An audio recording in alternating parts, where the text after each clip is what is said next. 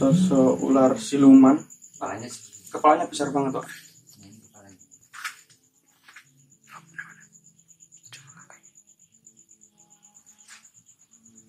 Saya minta izin di sini ya.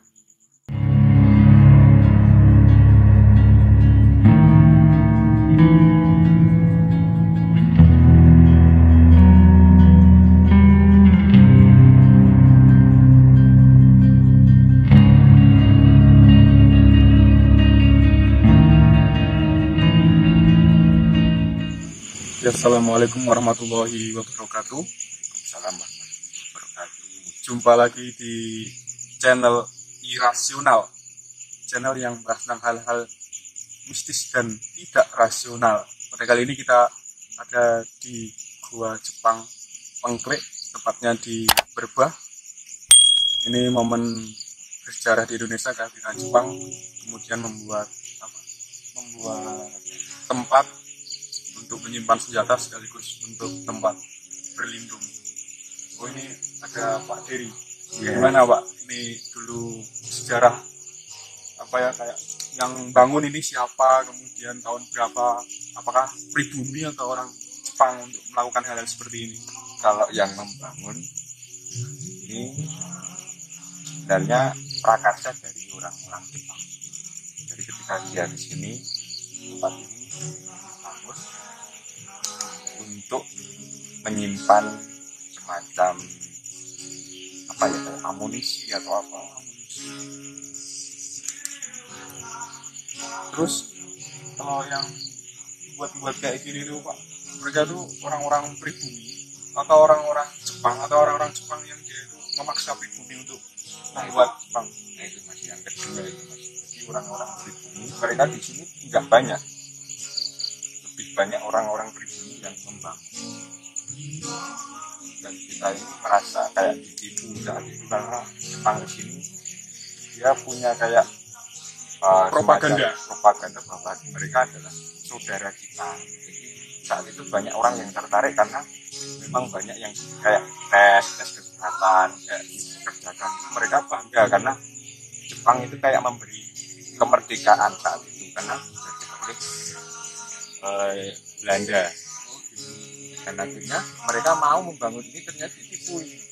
Jadi ketika membangun itu tidak dibayar sama sekali. Jadi kalau kita di sini merasa kita nggak nyaman, kita merasa nggak seram gitu karena memang di sini memang kalau mereka tidak mau bekerja ya disiksa. Bahkan ada yang dibunuh. Oh berarti dulu tuh karena ini ya terlena janji-janji gitu ya.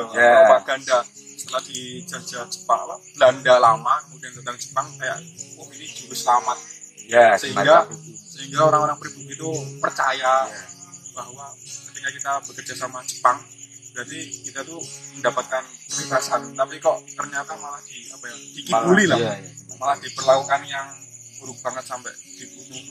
Mungkin tingkat kenapa sih orang-orang pribumi muda di sini kalau nurut atau enggak nurut hukumannya apa Pak? Apakah di pedang atau dibunuh, disiksa? Kalau hukumannya sih macam-macam. Jadi ada yang memang kalau tidak mau bekerja gitu, ada yang dipukul. Pertama kali memang dipukul, disiksa, pokoknya ditendang apa. Kalau memang sudah kayak nggak bisa bekerja lagi, ya terpaksa mereka akan melakukan pembunuhan. Jadi seperti itu, kalau nggak berguna ya dibunuh. Orang-orang yang sakit-sakitan kayak muntah darah itu juga pasti di sini dihabisi. Kalau ini ya, kalau nggak berguna ya udah tebas. Ya. Berarti di sini tuh di balik gue ini banyak darah itu ya, banyak misteri-misteri yang mungkin kita nggak tahu. Jadi kita jadi tahu apa dulu itu kita seneng apa enggak. Jadi saat itu memang suasananya kita merdeka, kita dikasih kemerdekaan itu seperti senang, tapi sebenarnya itu kemerdekaan yang palsu karena si Jepang itu juga mau mengambil kekayaan alam yang ada di sini. Karena memang mereka yang biasanya diambil adalah rempah-rempah, terutama mereka juga makannya juga seperti kita, jadi makan beras. Tempat ini dipilih karena mereka juga memiliki kepercayaan yang hampir sama dengan kita kan. Pada umumnya orang Asia percaya hal-hal mistis. Dan di tempat ini kan ada makam. Oh iya, di atas ada makam. Ya itu memang dahulu kala di tempat ini memang jarang dijamah oleh manusia. Jadi memang tempat ini cukup angker. Jadi mereka tidak jarang orang kesini dan memang tempat ini untuk menyimpan amunisi. Ada bom juga ada apapun, peluru memang disimpan di sini. Tapi selain juga pemuda pria, di sini juga ada para wanita. Oh, kayak ini ya. Istilahnya itu Jugian Yanfu. Nah, Orang-orang perempuan pribumi yang cantik-cantik itu dibawa kayak jadi teman tidur gitu. ya Apakah mereka itu nggak cuma kayak jadikan diperkosa, tapi juga mungkin ada yang dibunuh juga Pak di sini? kalau mereka itu ya cuma diambil hasratnya saja. Ketika mereka sakit-sakitan sama juga dengan yang laki-laki, ketika tenaganya tidak bisa dipakai, sakit-sakitan, ya mereka juga akan dibunuh. Itu yang saya lihat seperti itu, Mas. Ini auranya masih Sangat negatif. negatif karena di sini memang banyak darah dan saya kayaknya merasakan di sini ini kayaknya ada yang juga dikubur di sini. Jadi ini kita melihat Banyak kuburan. dari romusa itu yang meninggal dunia. Itu yang bisa kami ceritakan. Mari kita ke dalam untuk melihat fenomena apa yang terjadi.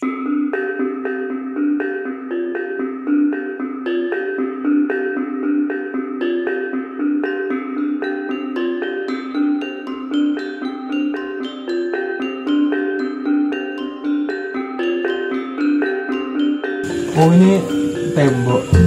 Ini kelihatannya tembok baru apa tembok lama ini? Ini tembok lama nih. Oh ini tembok lama. Ini tembok lama dan ini kalau ini masih Wah. alami. Kok dalam banget itu Pak? Coba. Oh ya dalam banget. Dalam loh. Ini sih tapi ini. Pergi Pak. Apa? Kelelawar olah balap. Bisa. Kalau di ini Pak, sini itu kan depannya bata, tapi di sini tuh nggak ada bata.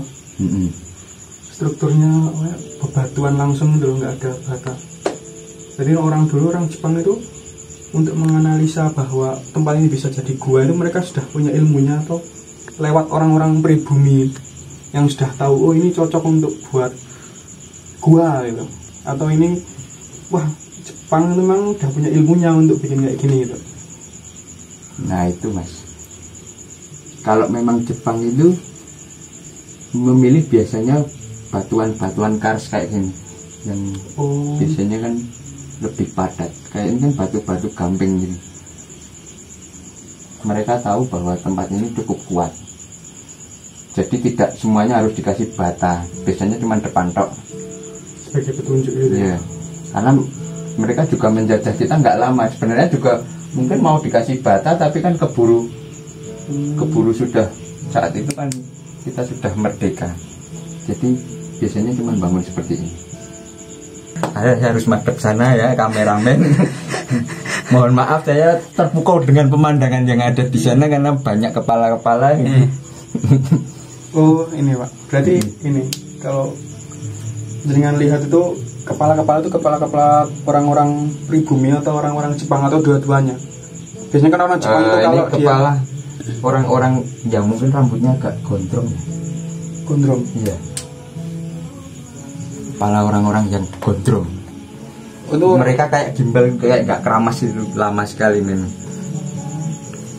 itu orang pribumi apa orang Jepang Pak yang gondrong-gondrong? Kalau saya lihat sih orang sini. Orang pribumi. Iya. Berarti apa? Orang-orang pribumi itu mungkin jual gali lama sama teman-temannya sampai nggak terawat tuh kerja. Ya. Demi Nippon, demi Jepang. Tidak demi apa-apa, demi karena rasa takut Mas saat itu. Karena mereka pakai apa kayak cambuk, kayak samurai. Kadang samurainya untuk mukul, tongkatnya untuk gebuk kayak rotan itu kan, dipukul ke punggungnya. Kadang kalau lapar malah ditendang perutnya seperti itu, jadi nggak dikasih makan. Jadi sini nggak dikasih makan sama jadi sekali. bekerja sematinya sampai mati ya, bukan semampunya tapi sematinya. Ada kadang ada sih dari mereka juga ada yang baik, tapi kadang cuma dikasih jagung kayak apa gitu, jagung. Jadi nggak kayak jagung untuk berlima itu kan nggak kenyang, nggak dilempar itu aja. Berarti sudah lapar disiksa ora diweni mangan. Nah, remuk itu gimana itu Lur, kalau terjadi pada kita ini, milenial saat ini gimana? Bersyukur. Kita harus bersyukur karena kita sudah dijajah lagi. Mari kita agak masuk ke sana. Oke, siap. Dalam ternyata. Dilihat dari luar tuh cuma pendek, tapi kalau dimasukin ternyata sampai ke dalam. Hati-hati ada tawon. Ini dimensinya lain, Mas. Ini dimensinya lain. Kayak portal. Kalau kita ke sana, ini ke sini beda. Ini kayak mungkin komandannya mereka. Oh, apa? Ketua. Saya melihat di sana ada Ular. ular tapi Udah sih, tapi tidak kelihatan. Nanti ular gaib di sini. Ada ular, terus ada mahkotanya apa itu kayak berlian di kepalanya. Oke, saya akan mencoba interaksi ya, Mas Anwar nanti mundur dulu ya. Ini soalnya di sini. Siap. Syuting pakai ini. Pak Dery mencoba untuk berinteraksi dengan sosok astral yang sebenarnya punya dimensi yang berbeda-beda di sini. Ternyata tidak hanya Jepang, pribumi, tapi juga ada dari kelompok hewan-hewan. Siluman ini, Mas. Oh, siluman, ya kelompok dari siluman. Pak Dery mencoba berinteraksi Ini kepalanya, Mas. dengan Kepalanya segini. sosok ular siluman. Kepalanya segini. Kepalanya besar banget, Pak. Ini kepalanya.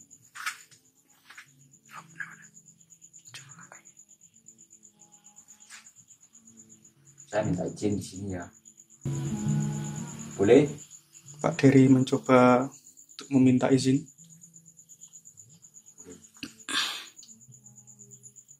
Nah, Gimana, Pak? Aman? pojok. Nah, kalau yang silumannya dia udah lama di sini atau gimana, Pak? Kira-kira. Sentris coba. Siluman itu Iya. itu malah lebih lama ya. Lebih lama dari Jepang, memang sudah ada di sini. Berarti sejak sebelum Jepang menggali ini, dia itu sudah kayak bersemayam gitu, Ya, Pak, di sini. tapi kalau di sini banyak orang biasanya dia naik ke atas. Memang di atas juga ada beberapa makam. Ini kelelawar yang muter-muter terus. Ya ini, soalnya ada cahaya dia terganggu. Bingung. Di sana ada sosok kayak komandannya ya. Iya. Komandannya. Kok kerahnya putih besar. Enggak, ini ya. Kerahnya Kayak- putih tapi. Kayak Jepang itu kan selalu Jepang. punya prajurit. Nah, Ah. di atas prajurit ada komandan Nah yang ini kayak untuk komandan. mengomandoi beberapa Ini perintah. gitu, Pak. mungkin kayak jin ya. Kayak jin yang menyerupai. Saya coba, Berinteraksi. maksudnya aslinya kayak apa? Walah. Mas kameramen siap ya? Siap.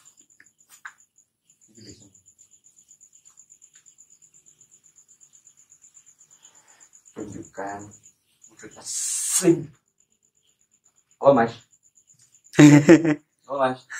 Bukan komandan lagi kan? Iya, Kamu coba. Apa, Mas coba kameramen? meniru. wujud biasa. Biasa. Maklum ribu-ribu. Iya. Jadi di sini tuh nggak ada terus kayak arwah orang Jepang di sini tuh nggak ada. Jadi mereka itu kayak di sini tuh orang Jepang biar kita takut. Kita takut mereka di sini karena ini kosong tau, mereka di sini dan dia menyerupai kayak gitu. Jadi kalau kita buat Jepang terus lihat orang Jepang itu mereka bukan. Oh, bukan orang Jepang. Bisa jadi itu adalah sosok astral yang mencoba untuk apa ya, istilah bahasa Jawa ini Manipulasi. merupa wujud. Nah, itu Manipulasi manipulasi supaya kita kalau masuk, di situ ada roh orang orang Jepang. Jepang. Wis kalau wujud musim Kaisar apa komandan Hirohito. komandan. Dan mereka juga mengopi. Jadi ketika orang di sini itu dia kopi, mereka juga bisa bahasa Jepang. Kalau tapi kita tidak akan mediasi ya di sini. Enak ya. Berarti kita nggak susah sulit-sulit belajar bahasa Jepang loh. Iya, mereka kan dulunya di sini dan dia melihat bagaimana Oh, cara akhirnya mereka berinteraksi. Oh, Ya, mereka ini bagaimana? ngomongnya kayak gini. Nah, mereka merekam. Mereka bisa merekam otak-otak orang Jepang itu, akhirnya mereka juga bisa bahasa Jepang. Seperti itu. Jadi kalau kita lihat kayak video atau apapun di sini di gua Jepang terus ada orang Jepang itu Ada dua kemungkinan. ada dua kemungkinan, itu arwah beneran atau bukan. Atau Karena apa, kalau saya siluman yang lihat mencoba ini, untuk manipulasi ya, gitu ya, Pak. ini ada ular, ada ya semacam genderuwo atau apa, atau raksasa di sini. Berarti nggak cuma satu entitas ya ini. Banyak Banyak entitas. sekali. Oke, setelah tadi itu ternyata nggak cuma satu entitas, ada arwah orang Jepang asli, ada jin atau siluman ular, kemudian yang ketiga Ini ada panasnya sudah mulai. genderuwo atau jin yang dia menyerupai orang atau tentara Jepang di sini. Gitu perjalanan kita di Mari kita- malam hari ini, kita muter-muter lagi mencari entitas-entitas baru yang bisa jadi apa ya, berbeda sama yang ada di sini. Yuk.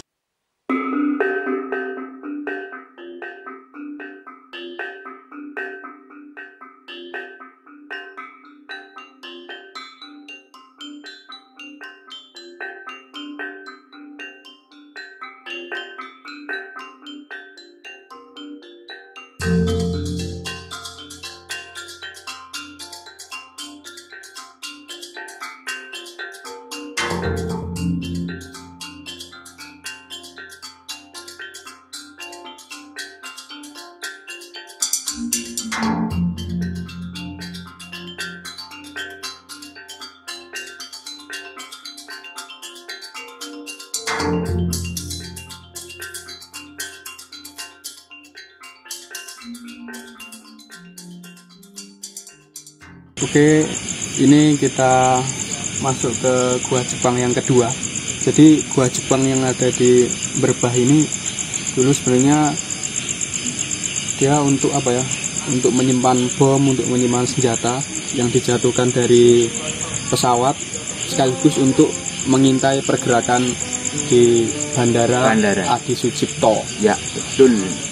Itu fungsinya sini. Nah, di ini kan sebenarnya di bawah guanya, gua Jepangnya itu ada di bawah bukit di Lurung Pengklik. Nah, guanya nggak cuma satu yang tadi itu, tapi ada dua. Jadi ada dua gua di sini. Nah, mungkin Pak Dery bisa jelasin ini yang kedua apa yang dibangun itu lebih duluan yang sana atau sini atau bareng-bareng, Pak? Terima kasih Mas Anwar. Ini dari yang sana yang pertama, yang kedua. Ini ternyata bareng Mas. Oh, bareng. Jadi banyak orang berkerumun di sini, juga banyak orang yang berkerumun di sana. Tapi kenapa ini kok tertutup tanah? Memang belum digali. Awalnya juga sama, yang di sana itu belum, masih seperti ini. Oh, berarti itu Kena bisa air hujan. tembus itu, Pak. Ya, ini juga tembus ini. Tapi Tembus belum sama tempat tadi. digali lagi karena kena air hujan dan akhirnya tergerus, itu tertutup kayak gitu. Silahkan Pak kameramen.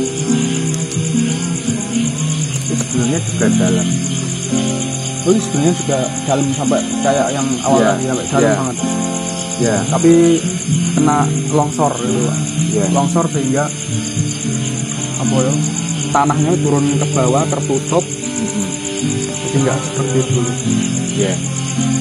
Kalau Ini di tapi sini- kalau di sini ini bedanya kalau dengan yang sana zaman dulunya ini tempat ini untuk tidur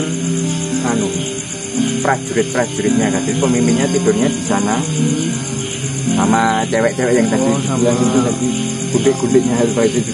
dan yang korban-korban untuk Iya. tempat tidur pelampiasan hasrat seksual itu kayak komandannya yang di gua pertama Tapi yang di sini tuh untuk prajurit yang ya karyawan, anak buah, karyawannya apa itu kayak prajurit stratanya kecil, iya, lebih rendah daripada di sini. Ada juga yang jaga di depan sini, gantian, nanti ada yang tidur, ada yang gantian. Biasanya mereka itu kalau ini apa, kiriman amunisi itu datang biasanya kalau subuh itu, justru subuh itu mereka kerja, melihat ke atas. Biasanya kalau ada pesawat dan mereka itu melihat ada pesawat itu mengeluarkan kayak parasit, dan itulah adalah itu amunisi yang dikirimkan dari Jepang sana. Berarti ini ya Pak, kayak Jepang ini memang udah punya pikiran strategis ya. Perang mereka itu udah menyiapkan segalanya. Nah, analisis tempat mana yang strategis, mana yang tempat yang nggak mungkin dimasuki oleh pribumi atau orang-orang yang melawan Jepang gitu, sehingga mereka bikin kayak gini. Kira-kira ya Pak, bikin kayak gini tuh dulu tuh berapa lama? 6 bulan atau 2 minggu, berapa hari itu? Kalau 6 bulan ya sekitar itu, bisa ada yang 4 bulan, 3 bulan, ada juga yang 6 bulan. Tapi kalau yang sini ini cukup singkat ini kayaknya. Banyak 2 bulan ya, 2,5 bulan. Karena melibatkan banyak orang untuk menggarap itu. Iya, seperti ini. Tapi kita tidak bisa masuk, ini ada tanah jalannya. Sudah tertimbun oleh pasir, tanah, batu-batu juga. Ya, paling tidak kita tahu bahwa ini adalah persembunyian mereka. Kalau dulu kita ke sini dari bawah gitu, paling sudah ditembak. Karena mereka tahu dari sini. Dan kayaknya mereka itu pakai kayak alat semacam komunikasi kayak HT itu apa itu kan? Radio gitu. Kalau di zaman dulu yang kotak besar itu.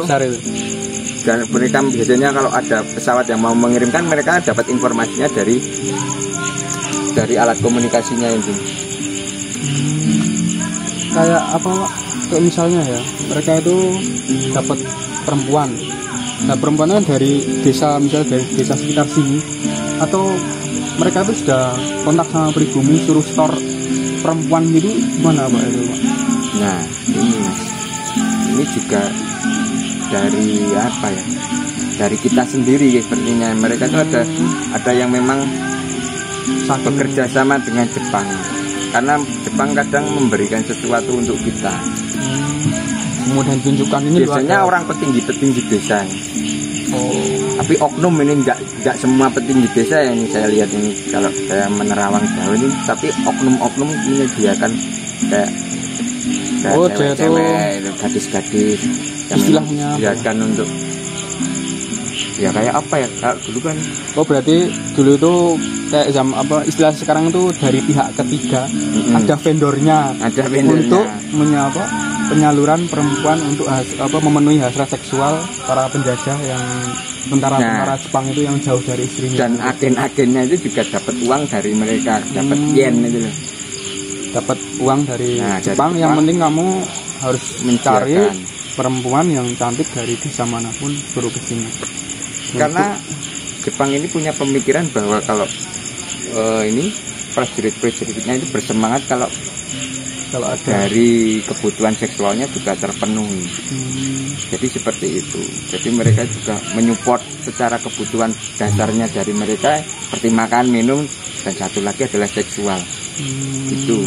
Berarti biar sehat bugar, menjaga sehat, tentrem ayem, kebutuhan seks terpenuhi, mangan, baru mencuti wong pribumi. Ya, itu enak tenan uripe, Pak.